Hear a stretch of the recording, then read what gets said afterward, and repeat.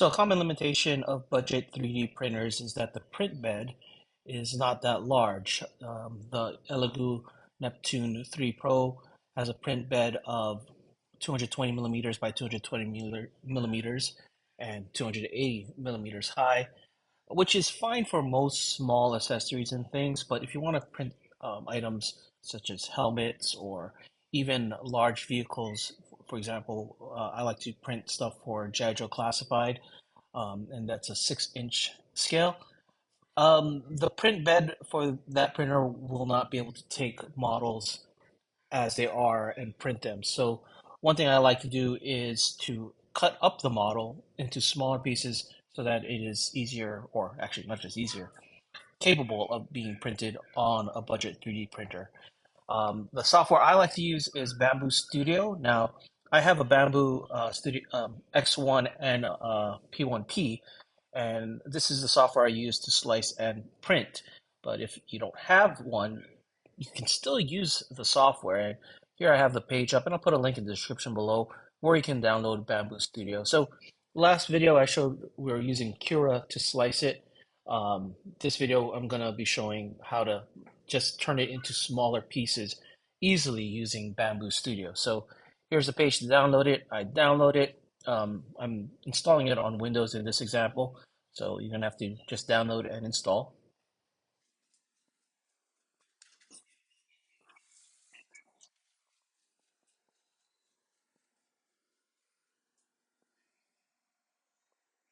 So once Bamboo Studio is installed, you're gonna be presented with this. You just can click close. Let's expand this. And you don't really have to log in or register, just click on new project. And you can see there's the build plate. All right, let's just go back to Cura real quick. So you can see in Cura, I have a part of a HISS tank, and it is way too big for the print bed. I could probably orient it this way. Let's see, to try and get it to fit, which it might, but just barely. If I click slice, you could print the model, but as you can see, it takes 2 days, 3 hours, 31 minutes, and a lot of things can go wrong. I personally don't really like really long multi-day prints unless I really have to do it.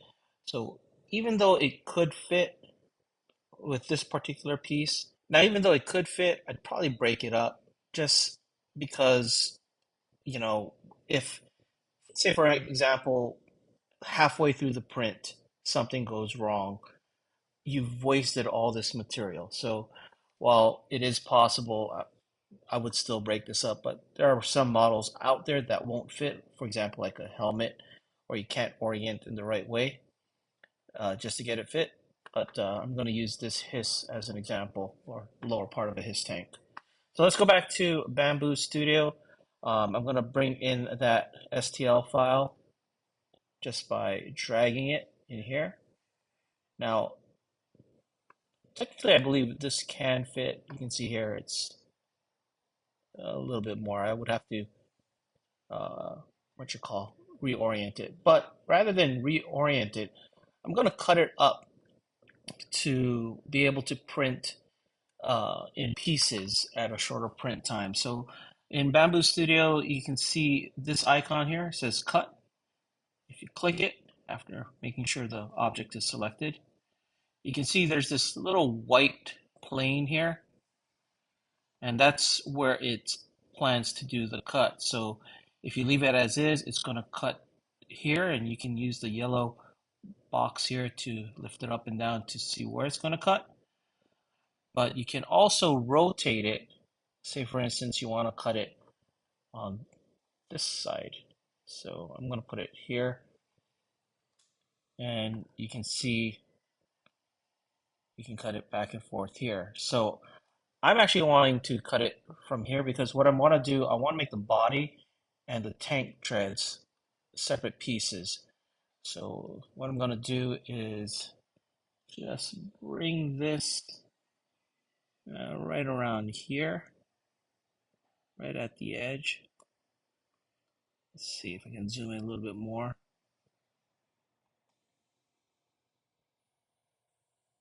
And just now you can perform the cut here by clicking perform cut, and it'll tell you can make sure you keep uh, the both parts.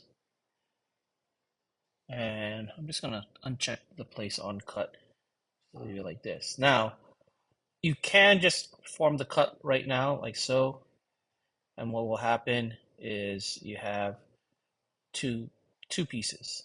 Let's see here. Let's click separate them. So you have this piece and this piece, and you can select one part and then right click, and down here you can see export as STL. So you can export just this as its own STL model. But I wanted to do actually more because even though we can cut it just like this and then afterwards I can glue it, the thing is you have to make sure it's aligned perfectly so that the model can be put together well. And one thing that helps doing that is adding connectors. So let me just undo this cut by doing Control Z here. So I do want to cut it at the same place, but what I want to do is actually add connectors. So I'm going to click Add Connectors, and you can see there's two types of connectors you can add. One is a plug, and one is a dowel. Now, a plug basically uh, puts like a peg on one side and a hole on the other side. I actually prefer dowel because it puts holes on both side and then both sides, and then it prints a separate dowel. And the only reason why is because I want to actually print this flat on the bed, and I don't want a plug protruding. So I'm gonna click dowel, and you can see here the depth and the size. This is a pretty big piece, so I'm gonna make the depth. Uh, I would say 5, no, maybe 10, just so it's very secure. So that's going to be 10 millimeters. And then the size, the radius, I'm going to make it also 10. And then I'm going to click where I want the connectors. I want one here, and I want one here because I want to make sure it's really aligned. I think 3 should be enough. We'll probably just, yeah, 3 should be enough. And then I'm going to click confirm connectors and then perform cut. And then you're going to see what it did was automatically generated the 3 connectors, the pegs or dowels for them. And then the model itself, let's scroll here. You can see their respective holes on that side, which align with their respective holes on this side. So when you assemble them, they can be all aligned and nice and neat, like so. So that is pretty much how I like to break large models into smaller models to fit. And actually, let's do this. Let's go all the way here. I'm just gonna reorient this because I want it to print flat on the bed. And then I'm gonna export this as an STL. I'm gonna call this right tread and save.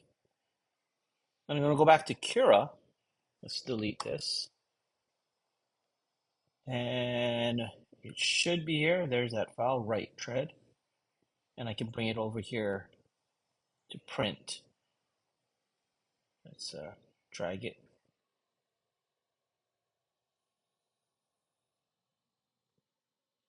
And rotate it.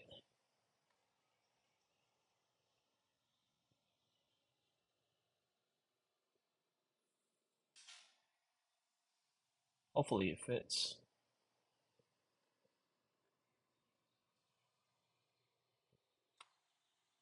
And there you go. Let's slice it just to see how long it will take. And as you can see, it only takes 17 hours for this part. A little bit more manageable in terms of, say, for instance, if there's a failure, power outage, or runs out of filament or whatever, you're not committed to a 2-day print. And then if something bad happens at the end, all that has been done is lost. So that's another reason why I like to break up prints. Just to show you how those pegs work in action, I have this part of the HISS tank. I printed out the pegs for the dowels in orange. You can see how the holes aligned. Before I glue it, I'm just going to dry fit it just to see. So you can see it's very snug and aligned perfectly. Anyway, that is it for this video. I hope this little tutorial, if you want to call it, has been helpful. And thanks for watching.